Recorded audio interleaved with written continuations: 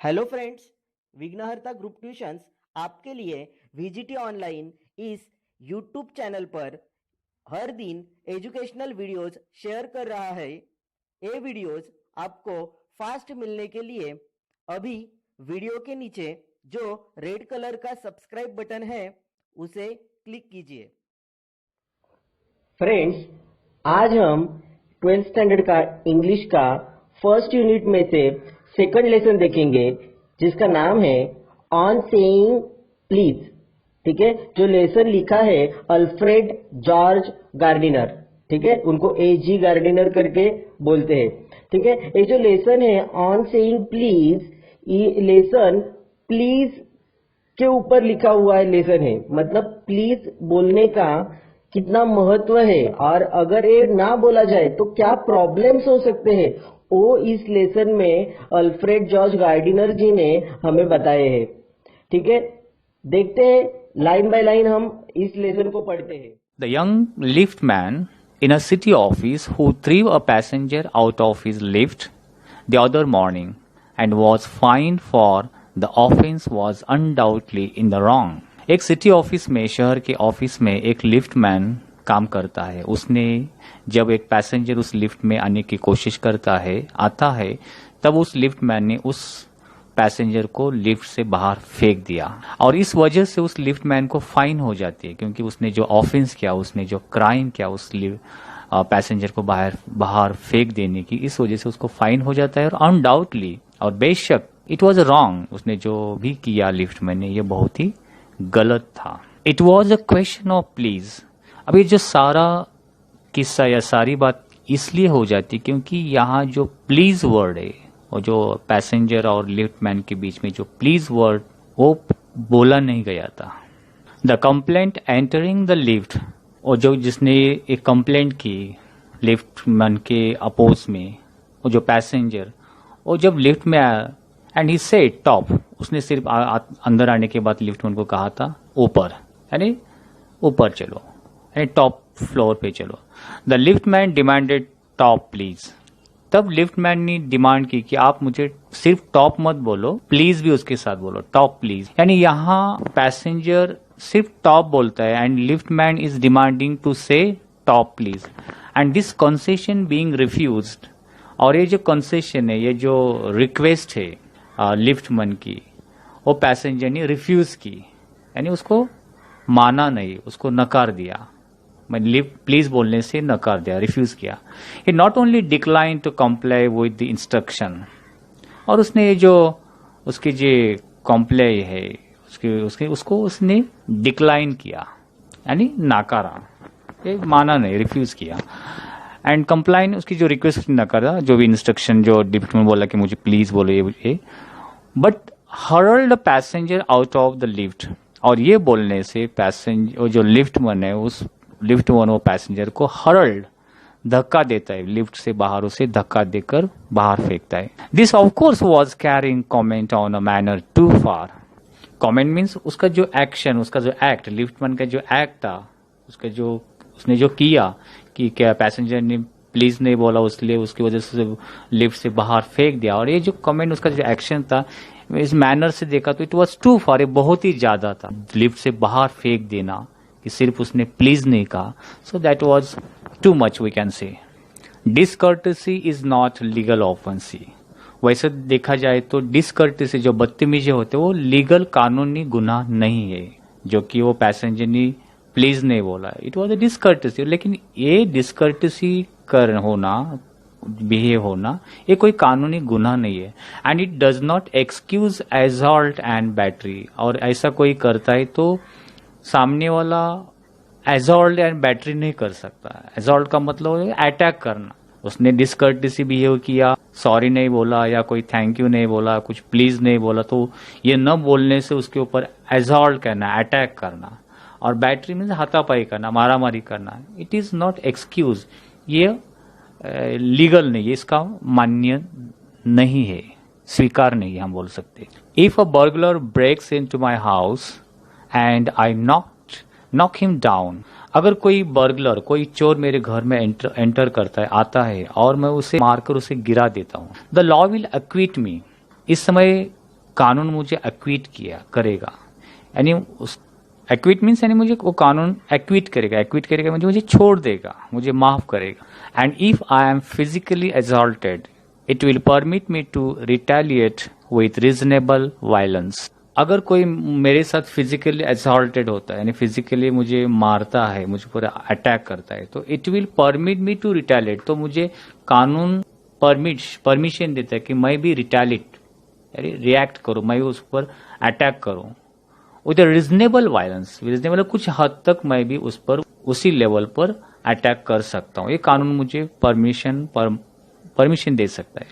लेकिन reasonable violence का मतलब होता है कि उसी हद तक, लेकिन ऐसा आपको ऐसा परमिशन नहीं मिलेगा कि सामने वालों ने अटैक किया, थोड़ा सा आपको गुस्सा मारा और आप उस पर उसके हाथ पाए तोड़ रहे हो, उसका मर्डर कर रहे हो। दिस टाइप ऑफ वायलेंस आप नहीं कर सकते हो। Okay, it does this because the burglar and my assailant have broken quite definite commands of the law. ये अगर कोई चोर है जो घर में घुसा है और जो कोई असेलेंट है जिसने अटैक किया है, उन्होंने कुछ मात्रा में कानून को तोड़ा है। Definitely commands of the law, broken the commands of the law. ये जो उनका एक्ट है बर्गलर का और असेलेंट का, अटैकर्स का, उन्होंने कानून तोड़ा है कुछ हद तक। But no legal system could attempt to legislate against bad manners.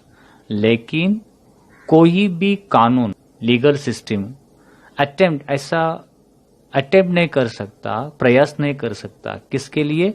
To legislate against bad manners.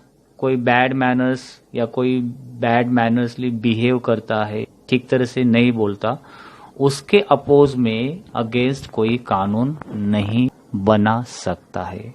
जैसे कि उसने प्लीज नहीं कहा, तो उसने प्लीज नहीं कहा इसलिए कानून से उसको सजा होनी चाहिए, ऐसा लेजिस्लेट या कोई नहीं कर सकता। Or could sanction the use of violence against something which it does not itself recognize as a legally punishable offense।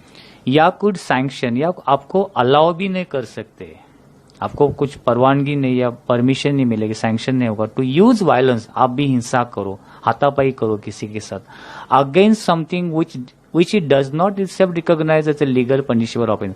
अगर सामने वाला का कोई जो भी एक्ट है वो पनिशेबल ऑफेंस नहीं, लीगली कानूनी तौर पर वो पनिशेबल, वो जो क्राइम पनिशेबल नहीं, तब तुम उसके अगेंस्ट वायलेंस या अटैक नहीं कर सकते। जैसे कि राइटर ने यहाँ एग्जाम्पल दिया है कि कोई बर्गलर, कोई चोर घर में घुसता है, तब उसके अपोज में हम उसके ऊपर अटैक कर सकते हैं, क्योंकि उस बर्गलर ने, चोर ने कुछ कानून तोड़ा है। अगर कोई हम पर अटैक करता है, वो पनिशेबल ऑफेंस है, तो उसके अगेंस्ट हम अटैक कर सकते। लेकिन किसी ने हमें सॉरी नहीं कहा, प्लीज नहीं कहा, इसलिए हम उस पर अटैक करें, that is not a punishable, legally punishable offence. तो ये लीगली पनिशेबल ऑफेंस है, क्राइम नहीं है, तो हम उसके ऊपर अटैक नहीं कर सकते। सो यही राइटर ने एग्जाम्पल देकर यहाँ एक्सप्लेन करने की कोशिश की है। And whatever our sympathy with the lift man, we must admit that the law is reasonable। यानी कि अगर हमारी जो भी उस लिफ्टमैन के बारे में सिंपैथी है, ठीक है उसने किया जो ठीक है, लेकिन एक बात हमें we must admit, एक बात हमें यहाँ माननी पड़ेगी या स्वीकार करनी चाहिए, क्या? कि that law is reasonable, कि कानून सबके लिए सेम है। सिंपैथी हम लिफ्टमैन के बारे में हो सकती है, लेकिन उसने जो किया पैसेंजर को बाहर फेंकने, दैट इज नॉट एक्सेप्टेबल। ये एक्सेप्टेबल नहीं है, क्योंकि कानून के, the law is reasonable means कानून के सामने सभी लोग सेम है। उसने प्लीज नहीं कहा, ये कोई क्राइम नहीं है, तो इसके लिए आप उसको बाहर नहीं फेंक सकते। That is the law is reasonable. It would never do if we were at liberty to box people's ears. इस बात से किसी का भला नहीं होता अगर हमें लिबर्टी मिल जाती, अगर हमें आजादी मिल जाती, किसके लिए? टू बॉक्स पीपल्स ईयर, किसी के कान के पीछे फाइट मारना, इसकी अगर हमें लिबर्टी मिलती तो इससे किसी का भला नहीं होगा। Because we did not like their behaviour, अगर हमें किसी के बिहेवियर अच्छा नहीं लगा तो इस वजह से हम उसको फाइट मारे। बॉक्स का मतलब यहाँ फाइट, गुस्सा मारना। और the tone of their voice, या हमें उसकी आवाज पसंद नहीं आई, उसका बोलचाल हमें अच्छा नहीं लगा। और the scowl on their face, या उसके चेहरे पे जो नाराजगी है, स्काउल का मतलब नाराजगी, ये हमें पसंद नहीं है। तो इस बदले में if we box on, if we allowed to fight, if we allowed to box people's here, कि अगर लिबर्टी होती, आजादी होती, तो इससे किसी का ही भला या फायदा नहीं हो सकता। अगर ऐसा होता कि हम हर बात पर मारने पे, फाइट करने पे लगे रहे, तो our fist would never be idle. तो हमारे जो मुट्ठियां है, हमारे जो हाथ है, ये कभी आइडियल ही नहीं हो सकते, कभी शांत नहीं बैठ सकते। हमेशा हम फाइट ही करते रहते कि छोटी छोटी बात पर लोगों को मारपीट छोड़ हो जाती है हर जगह। और उस वजह से क्या हो सकता, and the gutters of the city would run with blood all day. और शहरों के जो भी गटर्स है, उस गटर्स में दिन भर ब्लड बहता रहता है, यानी सभी और खून खराबा दिखाई देता। I may be as uncivil as I may please and the law will protect me against violent retaliation। यानी कि मुझे जितना भी अनसिविल लगता है, यानी बदतमीजी करना, अनसिविल बिहेव करना, वो मैं कर सकता हूँ। यानी सॉरी नहीं बोल सकता, प्लीज नहीं हो सकता। और क्योंकि the law will protect me, इससे ये ऐसा होता है, तो अनसिविल में अगर बिहेव करता तो लॉ मुझे प्रोटेक्ट कर सकता है अगेंस्ट वायलेंट रिटेलिएशन। जो कोई वायलेंट रिटेलिएशन करता है, मैं अनसिविल बिहेव किया, वायलेंट रिटेलिएशन यानी जो कोई हिंसा करता है, अटैक करता है वायलेंटली, मुझ पर प्रति हमला करता है, तो लॉ मुझे प्रोटेक्ट कर सकता है, लॉ मेरे फेवर में आ जा सकता है। आई मे बी होटी, मैं बहुत होटी हो सकता हूँ। आई मे बी होटी, मैं घमंडी हो सकता हूँ। और बुरिश, रूड हो सकता हूँ। And there is no penalty to pay except the penalty of being written down an ill mannered fellow. मेरे होटी होने से, मेरे बुरिश होने से, यानी मैं घमेंडी या रूड होने से मुझे कोई कानूनी पेनल्टी नहीं लग सकती। सिर्फ मेरे बारे में इतना लिखा जाएगा, it may be return down, कि ये आदमी इल मैनर्ड है, यानी इसके पास कोई मैनर नहीं है, कुछ एटिकेटिव नहीं, कुछ अच्छे बिहेव नहीं करने वाला आदमी, इतना लिखा जा सकता है। But nobody can punish me, legally कोई मुझे पनिशमेंट नहीं दे सकता। The law does not compel me to say please, कानून मुझे कंपेल नहीं कर सकता, मुझे जबरदस्ती नहीं कर सकता टू से प्लीज, प्लीज बोलने के लिए।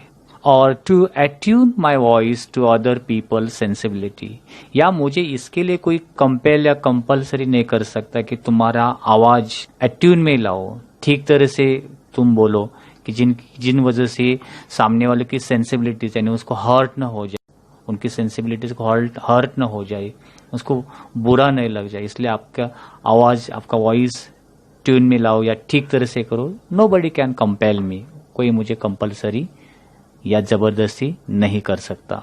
Any more than it says that I shall not wax my moustache, या कोई मुझे जबरदस्ती नहीं कर सकता कि मैं मुस्टैच ना निकालो, वैक्स माई मुस्टैच, और डाई माई हेयर, या मेरे बालों को काला न करो, और wear ringlets down my back, या मेरे बैक साइड पर जो बालों के रिंगलेट्स है, पीठ पर, बैक पर बालों की लटे जो रिंगलेट्स है, वो न रख सकता। ऐसा कोई मुझे कंपेल या जबरदस्ती कानूनी नहीं कर सकता, बिकॉज इसके लिए कोई कानून नहीं बना हुआ है।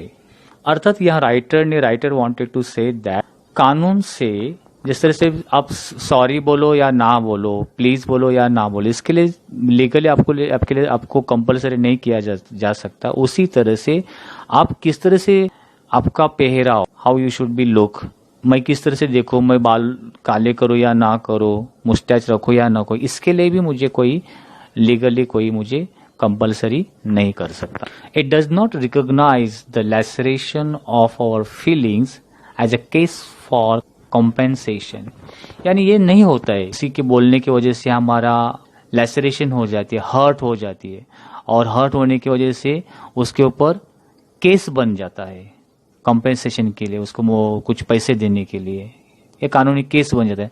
ऐसा लीगली नहीं है। There is no allowance for moral and intellectual damages in this matters. तो ऐसे केसेस में किसी ने आपको सॉरी नहीं बोला या प्लीज नहीं बोला, इससे किसी की इंटेलेक्चुअल या मॉरल डैमेजेस नहीं होता। सो इसकी वजह से ये कोई कानूनी केस नहीं हो। तो फ्रेंड्स, इस लेसन का आगे का भाग हम नेक्स्ट वीडियो लेक्चर के माध्यम से देखेंगे। फ्रेंड्स, अगर आपको वीडियो अच्छा लगा है तो उसको लाइक ज़रूर करो और ज़्यादा से ज़्यादा स्टूडेंट्स तक उसको शेयर करो। और चैनल अभी तक सब्सक्राइब नहीं किया है तो अभी वीडियो के नीचे जो रेड कलर का सब्सक्राइब बटन है उसे क्लिक कीजिए ताकि आपको नेक्स्ट वीडियोस का अपडेट फास्ट मिल सके। Thank you.